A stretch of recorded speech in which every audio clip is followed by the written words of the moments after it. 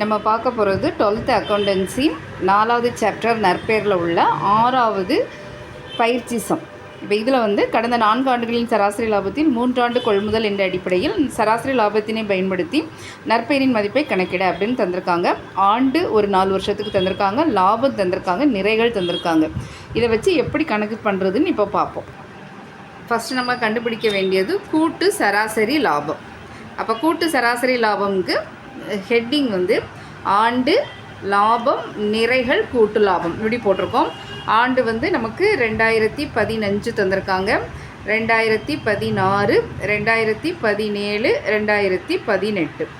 லாபம் மொதல் வருஷத்துக்கு 10,000, ரெண்டாவது வருஷத்துக்கு 12,000, அடுத்து 16,000, 18,000. இது நமக்கு லாபம் தந்திருக்காங்க. இப்போ அடுத்து நிறைகள் எவ்வளோன்னு தந்திருக்காங்கன்னா 1, 2, 3, 4. இப்போ நம்ம கண்டுபிடிக்க வேண்டியது கூட்டு லாபம். கூட்டு லாபம் எப்படி கண்டுபிடிக்கணும்னா இதையும் பெருக்கி போடணும். இப்போ 10,000 1ஆல் பெருக்கணுன்னா 10,000, 12,000 2ஆல் பெருக்கணுன்னா 24,000, 16,000 3ஆல் பெருக்கும்போது 48,000, 18,000 4ஆல் பெருக்கும்போது 72,000.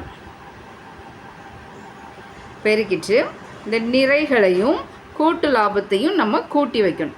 இப்போ நிறைகளை ஃபுல்லாக கூட்டும்போது நமக்கு 10 வந்திருக்கு. கூட்டு லாபங்களை ஃபுல்லாக நம்ம கூட்டும்போது 1,54,000 வந்திருக்கு. கூட்டு சராசரி லாபத்தோட ஃபார்முலா கூட்டு லாபங்களின் மொத்தம் வகுத்தல் நிறைகளின் மொத்தம். இப்போ கூட்டு லாபங்களின் மொத்தம் நம்ம எவ்வளோ கண்டுபிடிச்சிருக்கோம்? 1,54,000. அடுத்து நிறைகளின் மொத்தம் நமக்கு எவ்வளோன்னு வந்திருக்கு? 10. இதை நம்ம சிம்பிளிஃபை பண்ணும்போது நமக்கு என்ன வரும்? 15,400. இதுதான் நமக்கு கூட்டு சராசரி லாபம்.